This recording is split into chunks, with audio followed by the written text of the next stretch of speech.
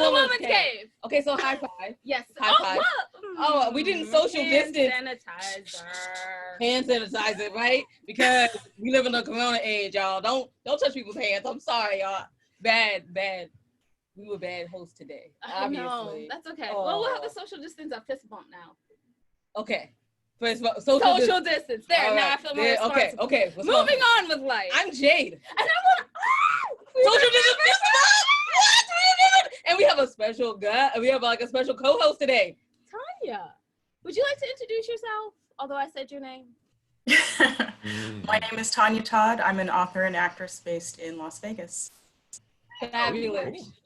I know, right? One day when I grow up, I'm going to be as professional as Tanya. No, that's no. When I grow up, when I am 5'3", y'all, I guarantee you I'm going to be professional. I'm 4'11". Yeah, no, she's going to rock that. Yeah, I am. When I'm 5'3", I will rock that professionalism. Yeah, so we wrote a bunch of stuff. I mean, y'all know that. It's just a lot. Like, there's like 17 books out there. So let's just talk about like the fan favorites. What I mentioned before. Okay, and I thought divorce was bad with other life lessons. And I thought being grown up was easy.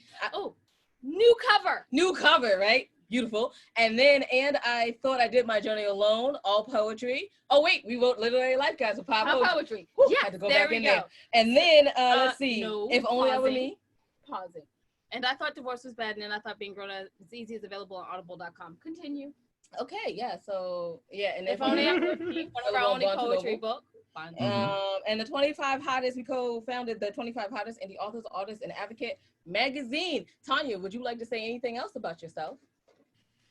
I should say that during quarantine, my show, Caesar and Cleopatra, was canceled, but we've decided that we're going to record it and then stream it.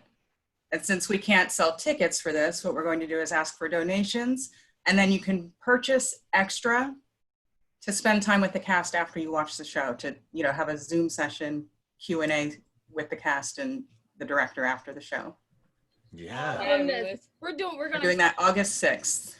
Yeah. August 6th. We'll be in the audience. Absolutely. And yeah, you guys were supposed to come out and see me. Yeah, I was like planning, and then the world shut down. So yeah, that happened. It was the Ides of March, and that was the day everything shut down here. And you know, it was Caesar was supposed to die, but everything shut down instead. The world goes around Caesar. You just didn't know. You didn't know. But you don't want to hear any more else from us. About us, right? You're here to hear from our wonderful guests. Wonderful guests. Would you like to introduce yourself? Thank you, ladies, so much. I'm Dajuan Johnson, and I'm an actor and out here in Los Angeles, and I'm on Amazon's longest running show, period, now, like their scripted show, which is Bosch.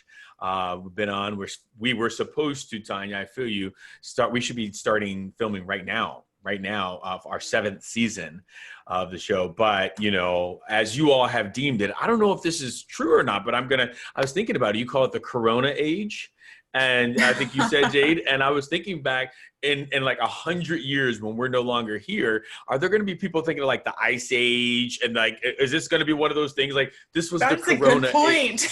You know what? And I was like, oh, Jade, just like, I was like, is scientific? Did you do this? Or like, did you just coin it? We heard it here first. I just put it out there because I literally thought about like the history books and how you learn about the Spanish influenza and how we were like, what? That's crazy. In your house, people died.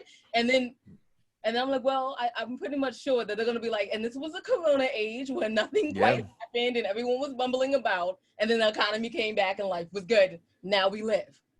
Yeah. They probably will say something like, in the Corona age, our economy tanked and we were near depression, right? That's probably how that'll go. But it'll came back and everybody was happy. And then, you know, Caesar and Cleopatra went back. Right. Like, that's probably how it's going to wrap itself up for that. Just if you don't mind, I thought I'd maybe share a couple things to just tell you really quick 3 things about me that are pretty interesting. I mean, if I can take over for just a little bit. Hey, you're the star here. Oh, no. I will say this. One, that I am obsessed with mindset. It is one of the things that I I think as people of color, we traditionally don't get obsessed with therapy mindset. You know, once I realized that we can control our own thoughts and that we can control our feelings, that we could do. I have just been obsessed with it ever since I was in college when they had don't sweat the small stuff. Don't sweat the small stuff, and I was just like, well, wait, I don't have to be angry in traffic. You know what I mean? And so it was, I was like, I could think a different thought. I remember thinking it way back then, 2 years ago when I was in college. We're just going to go with that. It was not 2 years ago, but we're going to go with that. I thought black don't crack. Anyway. No, and I'm a big meditator, which probably goes along with that. I enjoy that a lot, and I think that if you saw me on Grey's Anatomy, I cried for 5 weeks straight for that part. Yes, you have one of the best reels I have ever seen, and the way you bookend it with that scene, it was just, oh my, it was very touching. I had to cry for 5 weeks and on cue, like, you know what I mean? It was a lot of like, all right, so can Dajuan cry? And I was like, I don't get a tear stick or like something. They're like, no, so you have to like be there. And I think that's also very interesting for people to know because, I wanted to do that role so bad because I don't think that we have a lot of brothers out there to get to show that kind of range. Like we get different. But she's done a wonderful job of showcasing people of color, people in the LGBTQ community. She's done that from the beginning, and she didn't do it because she was on the bandwagon. She started that bandwagon. She totally started it, but I think just I mean a little bit like just being able to really go there and not be like, no, I'm hard, and I'm not gonna cry. I'm not gonna do, but really just keep showing that for my fellow brothers, males out there, that you can still have your whatever and go there. And really go there. That's the act, though. That's presenting. What you did on the show, that's real life. Those are real emotions, and we feel them, and it's okay to feel them. Yeah. Male, female, regardless of race, it's the universal thing. Non-binary, we're going in it, all of it. Right. Yeah. I feel like we should ask a question here. I feel like, but they're having such a lovely conversation. I feel like I should be like, and this is the Tanya Todd show. It's just, everybody has one of those like Instagram takeovers. Maybe this is like it was like a little takeover for a minute. Doesn't mean it's not your show. Hold on, let me get my phone. Oh, no. We mean that in the best way possible. If somebody wants to take over our show, we hope it is Tanya. Like, we hope it is. There'll be like this level of professionalism. We never got that from the ladies. See, Dajuan, what you don't realize is the way I met the ladies is they contacted me to interview me, and now we're lifers. So you're in it for life. We're in it. Get used to that. And that's fine. We find I'm gonna be so rude right now. I live here. I'm not from. Right? Oh yeah. And the way we found Tanya, I mean, she has to be a lifer. Like, she's taller than both of us. She can get the things off the top shelves in the store. Like, she gotta be my friend for life. Like, I gotta be like, Tanya, can you please get me the pickles? Like, it's so far up there. Why would someone get this? You don't know me that well. I don't do my own grocery shopping. I know. I was supposed to be a joke. I fully embraced having things shipped to me as soon as that was available. It is not a COVID situation. It is just, I don't like shopping. Yeah. So we're getting back to the star of the show. Yes. So I'm assuming we should formulate some semblance of a question. How did you start acting? There we go. Damn, right? That's a nice big question. In the beginning. It's so funny, you two. Air fives are totally okay too, right? Like, you guys can give air fives. That's social distancing, I mean, the easy answer here is I've been causing a scene since I was 8. Like, you know what I mean? I'm that kid you think about who always was on stage, and whether it's in my living room, in our backyard, that has always just been something I wanted to do. And, my mother, being the wonderful mother that she is. I don't want to say black mother because that just like, narrows that scope, but like was not the most amazingly supportive of that. She wanted me to go do, to be a lawyer, and wanted me to do a job that like was going to bring dividends and money. Like, you know what I mean? And stability, right? Yeah, and stability. And I don't fault her for that. Like, that's what she knew. That's what she wanted for her kids. She didn't want me to, education was the key. But like when you get somebody who's eccentric like me and who like loves mindset, where's the money in that, right? Right, from her eyes, and it's I just wanted it. It just was my thing. I felt that calling, like I said, at 8 and then my first play was in 8th grade. And I started then, and then I went to college for it. And I came out here shortly after college, and I've just been doing it myself, for a long time. I want to be clear when I say myself, I got out here, but I had a good group of friends. I mean myself by there was nobody who I didn't have an uncle who was in the business, or I didn't have no nepotism. You made your own way, but of course you had a network of people who helped you. That's important to say, right? Because everybody thinks that, like, I don't want to, first of all, there's a long line of people that you guys do not see here that are standing right next to me, behind me, around me, that helped me get to this place where I'm at, right? But like she said, there is no nepotism. I didn't, I've tried a lot to sleep my way to the top, but they're just nobody, they're like, no. So I'm joking. I look at them, they're down there. That was a joke. Oh, no, it was definitely a joke. It was definitely a joke. We were like, ooh, you told something fun to people that write. It was like, dun, dun, in the next book. Actually, in the next book. Lines of a poem right now. 3 lines of a poem are going in my head, and it's literally, I tried to sleep my way to the top while I'm still at the bottom. That means I'm laughing because that means there's something wrong with me.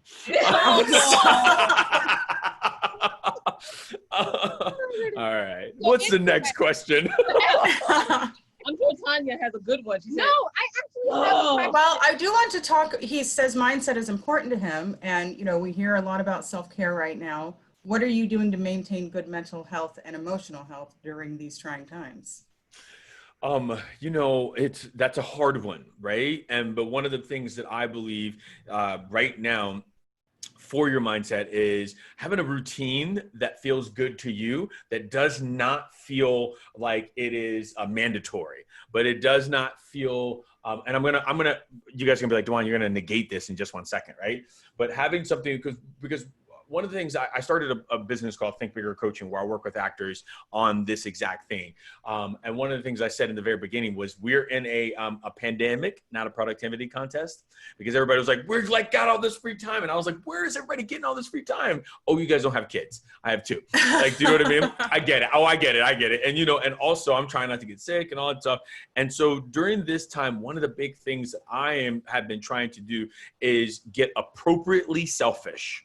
Right? Appropriately selfish. I got to put appropriately in front of that because people are like, I'm going to like raid the grocery store, but get appropriately selfish and ask yourself the question, what do I need right now? What do I need? And so I've been really asking myself and that might change midway through the day. Right? And so really tuning into that and really, really tuning into like what you need and being unapologetic about going and getting it. Right? Or making it happen. That's one. The second thing is like really feeling like you have a routine, a mandatory thing that's going on. So every morning I get up, I didn't plan to show you, but I have 1, 2, 3, 4, 5 books over there that sit on my couch, that other thing in my office, that when I sit down in the morning, the first thing I do before I get on social media, before I look at my phone, I sit and read a couple passages. And right now I'm reading a couple self-help books that are going on so that I can feed my soul. Right? So that I can feed my mind and it's not starting with crazy right now. So the big things what I was going to say, I was going to negate myself was about feeling. Feelings will lie to you all the time, right? In the moment. And when you wake up in the morning, you're like, I don't feel like sitting and reading that stuff. I don't feel like getting on the treadmill and exercising or going out for that walk. Like those feelings are not in alignment with your goals or your dreams. And sometimes when you do it, when you get into it, you're like, oh gosh, I'm so glad I read this one page. So, divinely, this one word was set in this thing meant for me to read today. And you know what I mean? And so it's I do. And so you must stop worrying about just your feelings. Motivation is a lie. It's like, get into that. I think we got to take action until we feel it, right? Do the action, and then like it'll feel. Sorry, that was a long one, Tanya, but I get excited talking about. I told you I get excited about talking about mindset. What are you reading right now? Let me just tell you. Sorry, ladies. No, absolutely. I love it. You're leaving for books. I love it so much. I love it. I Well, do it all because the time. Wait, is you're it like, not a book? No. so Nobody's motivated to read our books. Come on, son. one of the books that I read right now is The 5-Second Rule by Mel Robbins. It's a life hack, mind hack thing about, like, really, like I was saying, motivation is a lie. Care Package, which is it's a deep healing to a path to deep healing.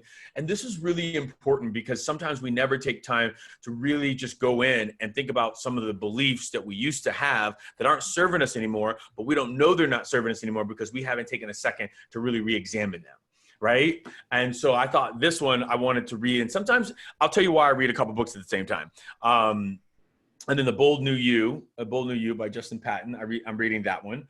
A Director's Tells the Story, which is a directing book because I want to direct more in my career right now for that. And then this last one is called Touchstones, which is AA book, I guess, normally for people that are in AA, or I'm not in AA, but it is a nice touchstone, like a home-based book, and it just lets you start thinking. And one of the things I've done in quarantine is I haven't been drinking. You know what I mean? I just decided that it wasn't important for me to drink when my mind was heavy with all the other stuff that's going on in the world. So I just decided, like, I'm going to cut it out. And, one of my peeps was just like, do that, read this. And so it's been really great. It's a 1-page a day book, like one of those like journals. Yeah. So it's like March 9th, whatever, whenever you start it, you can do it. I read 5 books at a time because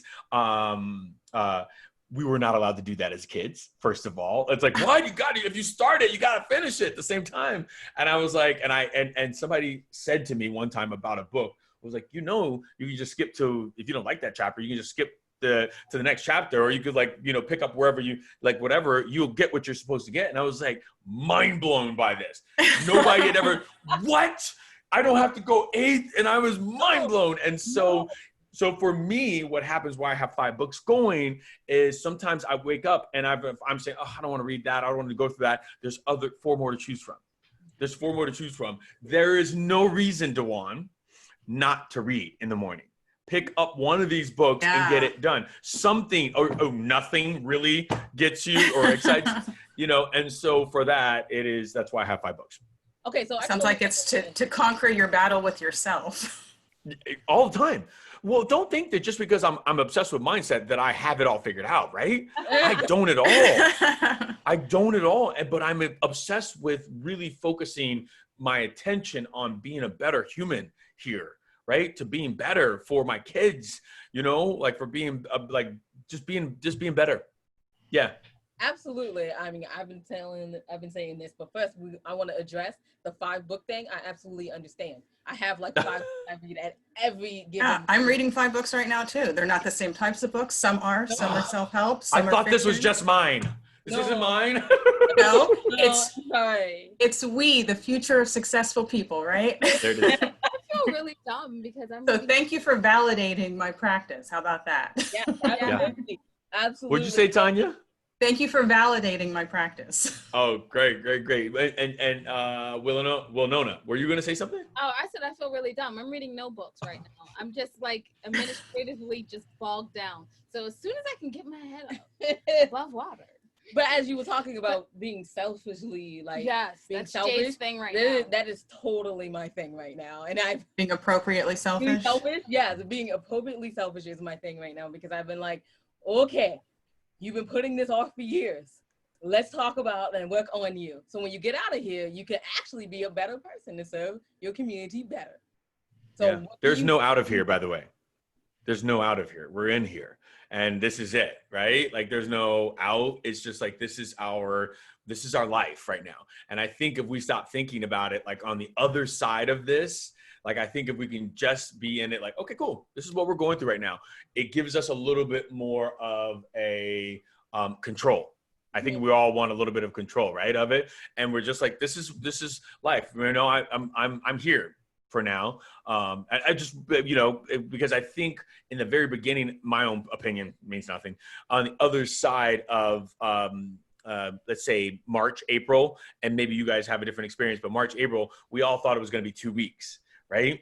And then, or it was going to, or when it was going to be a month, right? Or we thought it was going to be like, because I say things shut down March 17th. I don't know why, that's my date in my head. But like, so we thought by Easter, this was going to be done, right? And then we thought like, oh, by May. And every time we missed one of those marks, everybody, you could feel a collective trauma, like response of like, everybody felt heavier, right? And like, as this goes on, it felt heavier. And so if we could just think of this as our space right now, not space right now, our space now, I think we'll do better things. We won't use this pandemic as our crutch anymore. We'll soar during this time, right? If you can soar. Look at me, blah, blah, blah, blah, blah. Okay, I'm looking at my office thinking about how much I have soared because, you know, y'all, I live in creative chaos and I've actually have some organization. So it's amazing. Like I was walking through my office today and I was like, I can actually see the floor in all of my office. What? That doesn't happen. Because, you know, like paperwork and stuff you have to file and all this stuff and busy. And I've actually been taking the time to file it. Like it's been deep. I'm like, stop playing. Did I just create another file? I felt professional. I did.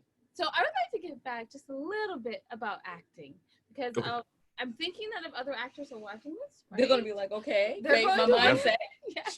Yes. First mindset. And then secondly, they're going to want to know, like, how do you get like the basics, like an agent and stuff like that? That would be helpful. Especially right now, it's more of a challenge because, you know, it's not like they're doing showcases right now. Yeah. You know, let me just start by saying there's no foolproof way, right? Like everybody's going to have their different ways to go about that.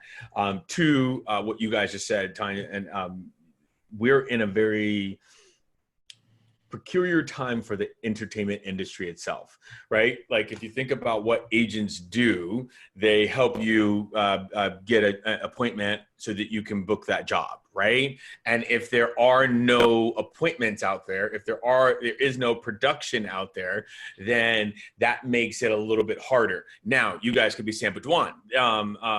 The productions have come back, right? They're shooting, but also think about like, as we're trying to get somebody new, they still have a backlog like of their own clients right now to like, we're also sitting and like, okay, let's do it. So that isn't to say don't do it. That's just to say to open your mind up to thinking like, okay, so if I get a no right now, that's just a no now. That doesn't mean it's a no for forever.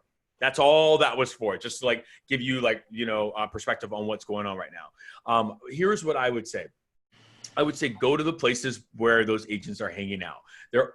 Everybody, no matter what they say right now, are on social media. It is the best way to keep in contact. It's probably like the only way to keep in contact with people right now. And so whether it's contacting casting directors or with agents or managers. So say for example, I went to Divorce Was Back agency. Like, do you know what I mean? Like that plug I'm giving you.